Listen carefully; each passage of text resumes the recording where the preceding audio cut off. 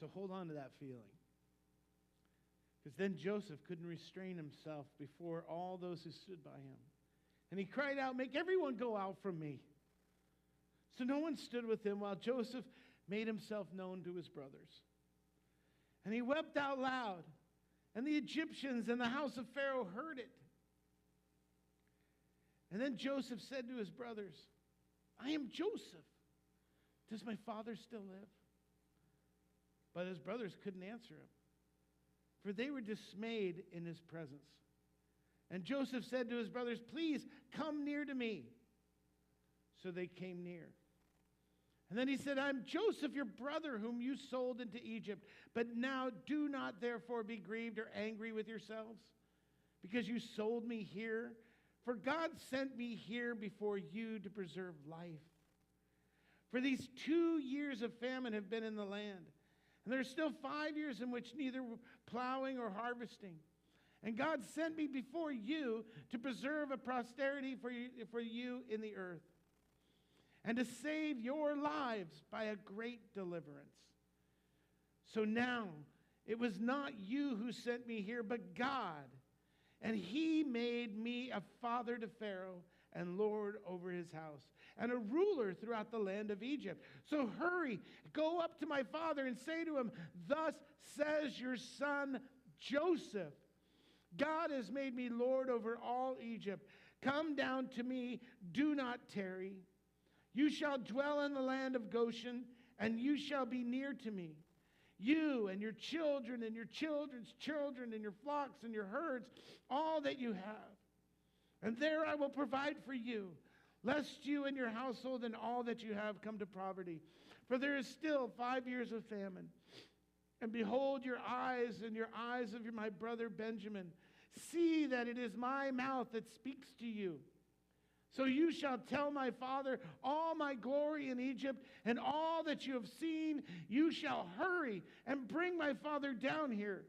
Then he fell to his brother Benjamin's neck, and he wept. And Benjamin wept on his neck. Moreover, he kissed all his brothers and wept over him. And after that, his brothers talked with him. What a moment. What a moment. Tears, sobs. In Hebrew, the word was aniosophi. I am Joseph, aniosophi. Imagine the look on these brothers' faces. Oh, God, it's Joseph. Now what are we going to do? They might have thought they're in big trouble. He's going to kill us. He's going to get us back. He's going to treat us worse than we treated him. Their brains must have just been scrambled with what is going on here. Is it really him? How did he get here? What is really happening here? What's going to happen now? And realizing this must have been certain doom for them. But Joseph says, "Come close to me." And that phrase he used in the Hebrew is not just, "Hey, come here." Did you see when the fathers, it's so precious to me when they kiss their sons on the neck. Funny how we naturally do that, but you hear it many times in the Bible. That was the "come near to me" intimacy, the words used in the Hebrew for that. Guys, come near to me. And when they moved in close, he confirms his true identity. The best kept secret in Canaan. They told no one. This man couldn't possibly have known us unless he really is Joseph. Immediately, he tries to calm his hearts. He's trying to flood them with grace. Look, this is God, not you. Don't worry. He had seen all the hardships, but it's all God's plan. God orchestrated his best for their best. He basically says, you didn't send me here. God sent me here. And he sent me here for a reason, to preserve his chosen, his beloved people. You see, in the face of human source or hurt, Joseph kept driving this divine perspective. Joseph knew that God's sovereign best could even redeem man's evil worst. Praise God. I don't know what goes on inside your skin. I don't know what goes on in your memories, those things that haunt you, the pain that hurts. Someone's done you wrong, and you've lived long enough to know at one time or another, you just got to let it go, forget about it. But unfortunately, it doesn't really ever go away. And your perspective becomes cloudy. It starts shaping the way you think about things, whether you know it or not. You start to remember how you were maybe manipulated. You might remember the wrongs that were done, and you remember the unfair treatment. You remember the torturous trauma or the rejection. You remember evil that was done to you, and it was meant to be evil. And this is no time to deny it. A person that maybe deliberately hurt you. And Joseph doesn't deny that his brother's intent was evil. But then two important words reveal that he managed to get there. He says, but God. But God. Think of the worst thing that's been done to you and insert those two words after. But God. But God sent me ahead of you. He saw God's sovereign hand. And it's so hard to see it when you're in the midst of it. And that's such a lesson we need to learn here. That even the earth cries out for salvation. Even as we look at the times that we're living in now, God has a plan. There's always hope for tomorrow. His sovereign plan, not only had God orchestrated his best for their best, he had orchestrated his best despite the worst. Let me say that again because it gets confusing. Not only had God orchestrated his best for their best, he had orchestrated his best despite their worst. Can we say that in some of our situations that, God, you've orchestrated this, your best, for my worst, or for that person's worst? Joseph emerges through these trials with an attitude of great understanding of God. I hope that fosters hope. In whatever situation you're dealing with, maybe a grandchild, a child, a friend, a loved one, sister, brother, co-workers, that God can be at work even through that. There's this dude named John Newton. He wrote a little-known song called Amazing Grace. Every once in a while you might hear it at church. You hear it at a lot of funerals. John Newton wrote a lot of songs, but that one we all seem to grasp on. But he also wrote one that called Happy in Him. And I didn't know this hymn until I looked it up. These amazing words that I know, Amazing Grace already, if you write Amazing Grace, that's the only thing you have to do for the rest of your life. You know what I mean? You've done it. Walk away going, well done. But he also wrote Happy in Him. Listen to the words. How tedious and tasteless the hours when Jesus no longer I see. Sweet prospects, sweet birds, sweet flowers have lost their sweetness to me. The midsummer sun shines but dim, and the fields strive in vain to look gray.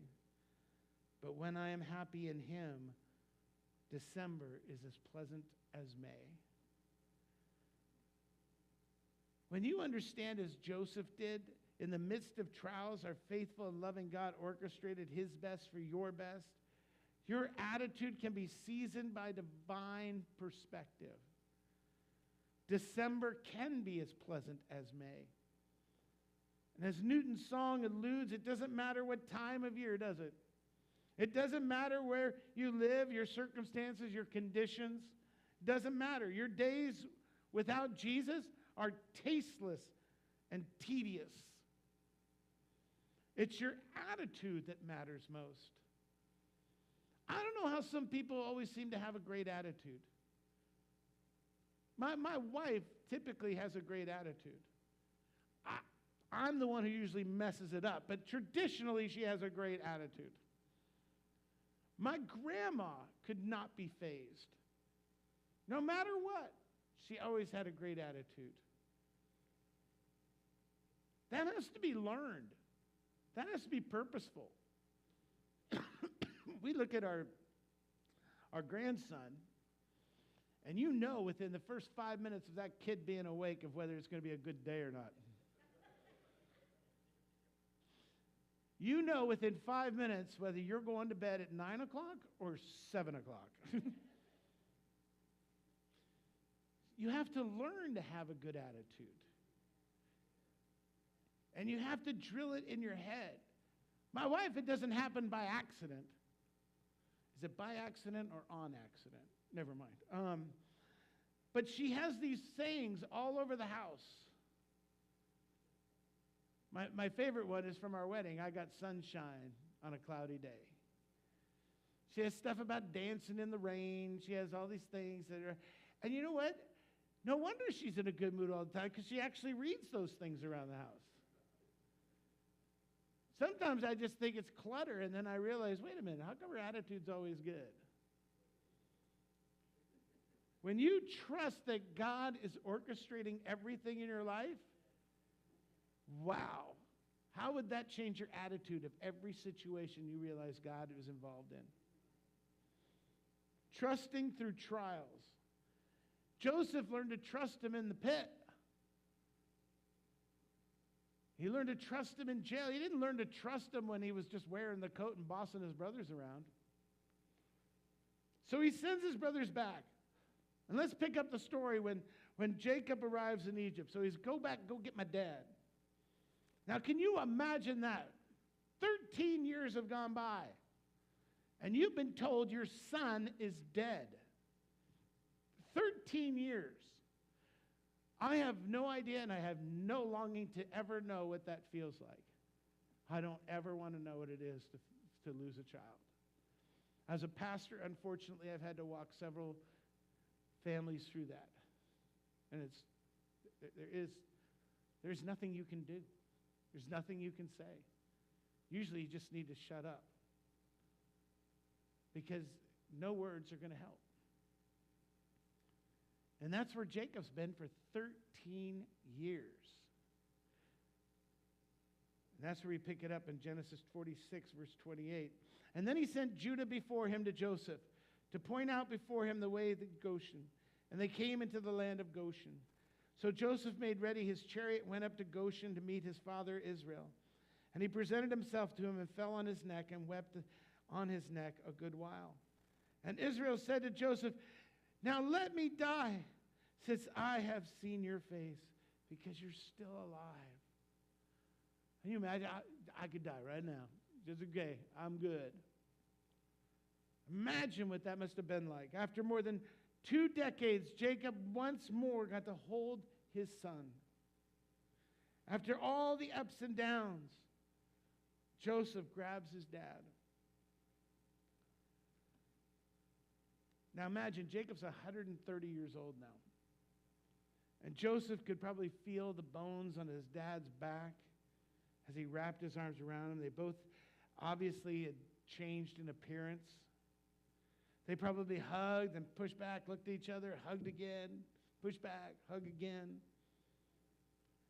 But you know what it teaches us? That as long as there is life and one more breath, we can hope in the Lord for reconciliation and restoration. As long as you got breath, it can happen. Some of you have that deep heartache over family or friends, but never say never. Just stay devoted to God and trust in his plan. Trust that God will orchestrate his best for your best. Boy, if we could just put that on our mirrors when we wake up in the morning, put it on our refrigerators, put it in our cars, especially when someone cuts you off. That would be a good place for that verse right there. Not verse, but saying. Trust that God will always orchestrate his best for your best. So as the reunion and reconciliation was amazing enough, now if the kindness of God that showed his family wasn't enough, the remaining resolve of this scene highlights that God's kindness to his family was really about a much bigger family. Imagine this. Joseph's thinking this is orchestrated for him and his family, especially Jacob and Benjamin. But what God is orchestrating in this family is actually part of a much bigger story, Israel. Pharaoh allows the family to settle in the land of Goshen. It's the best area that Egypt had to offer. And when we see it unfold in a bigger way, we see Jacob on his way to Egypt. And listen to verse 1 of chapter 46. So Israel took his journey with all that he had and came to Beersheba and offered sacrifices to God of his father Isaac. Then God spoke to Israel in the visions of the night and said, listen to this, Jacob, Jacob. And as he said, here I am. So he said, I am God, the God of your father. Do not fear to go down to Egypt, for I will make of you a great nation there. I will go down with you to Egypt, and I will also surely bring you up again. And Joseph will put his hands on your eyes. After the reunion, Joseph's extended family is given provision. And one thing Jacob had learned as he gotten older, that he had learned not to get ahead of God. Do you ever do that? I do it all the time. I can't stand it. I can't stand it when I do that. You make this plan, and you say, okay, God, here's the plan. Can you bless it? Can you bless this plan, God? And God goes, how about you get on my plan and then be blessed? Ooh. I always thought, I say this all the time in my house. I say, you want to make God laugh? Tell him your plan. You imagine the ruler of the universe saying, okay, God, here's how you got to work it out. I feel like Barney Fife when he did, okay, God, here's what you got to do. God's reply is this bigger picture, though, that there's no way Joseph, sitting in a pit, sitting in prison, would have ever known.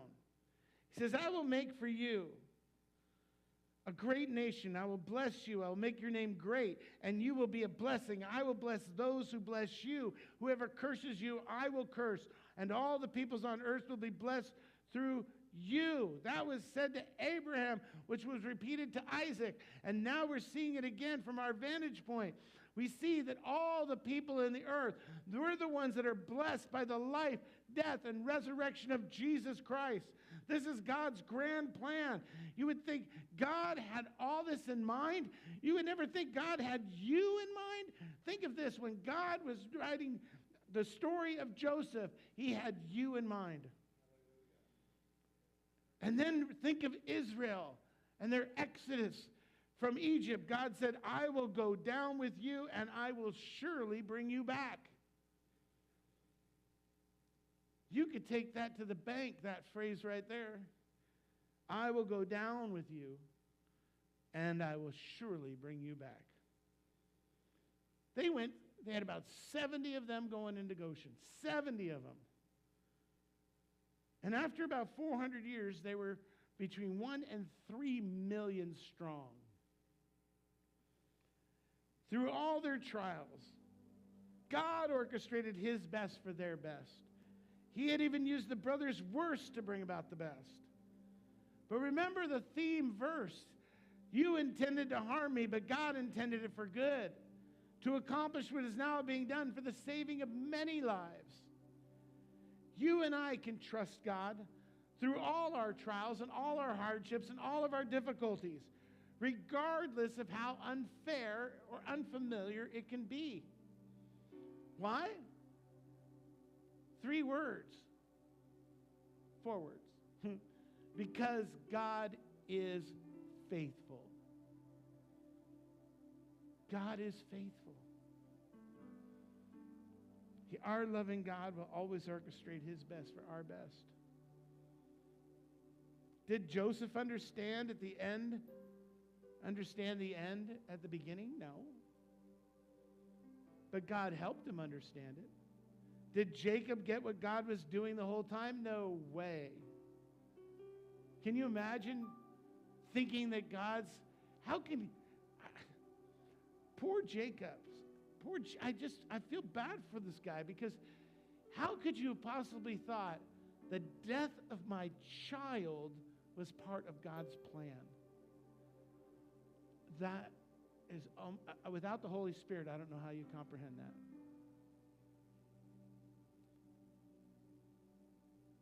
Think about the promises God has made to you.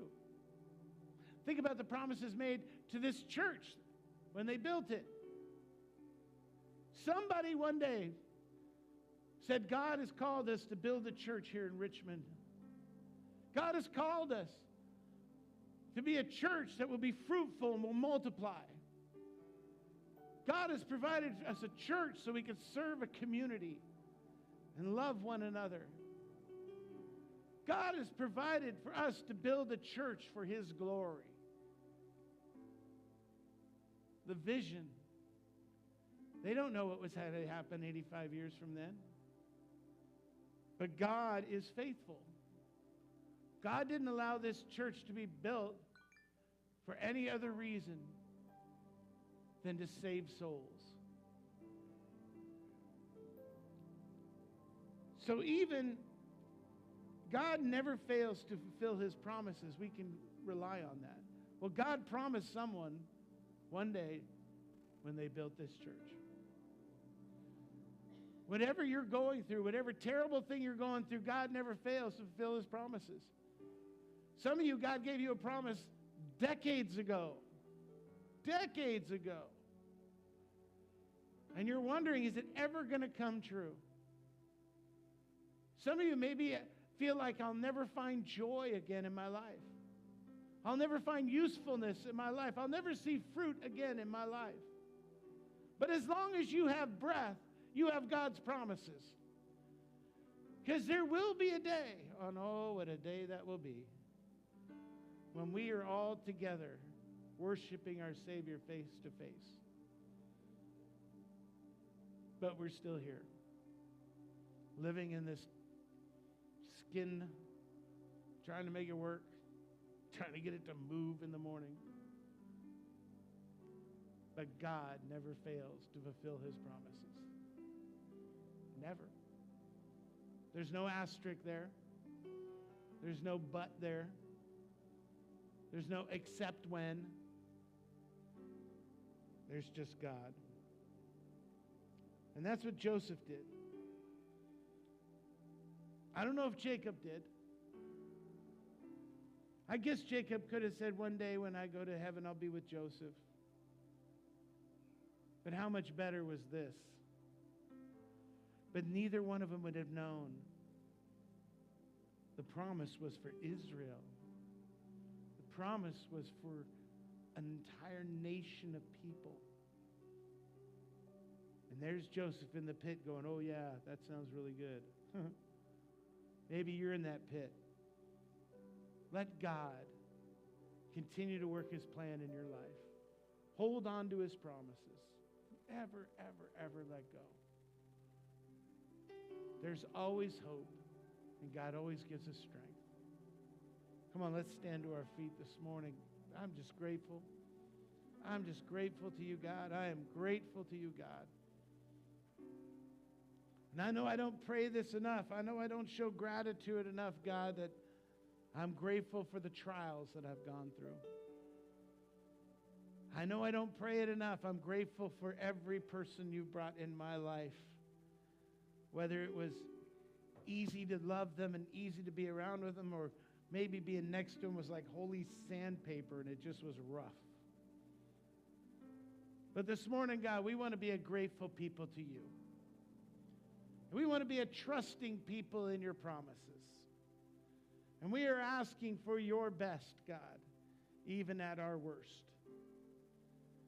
I'm asking you, God, that no matter, you know what's great about your miracles, God, is it's not dependent upon us. It's dependent upon you. All you're requiring of us is faith. It doesn't say, well, get yourself cleaned up, get your life cleaned up, get your mind cleaned up, and then I'll work in you. But we can go before God in our present condition, right where we're at, just the way we are, and say, God, work in my life. And I know you are, God. You have a plan. It says in Jeremiah, you have a plan. You've had that plan for us before we were even born. And no devil will ever get in the way of it. So, God, we ask you to fulfill your promises and be who you are. And we ask you, God, to help remind us of your best for us. Remind us every single day, God, that your hand is upon us. In every situation, God, there's hope. I pray for those families that are broken, that you will repair relationships. I pray for those that are dealing with loss and they're struggling, that, God, you'll bring them comfort. And I, God, pray for those that have, due to circumstances, things that happen in their family, have lost joy. And I pray, God, you bring your joy back to their hearts. Return them to you, God. We thank you for this morning, God. We thank you for being together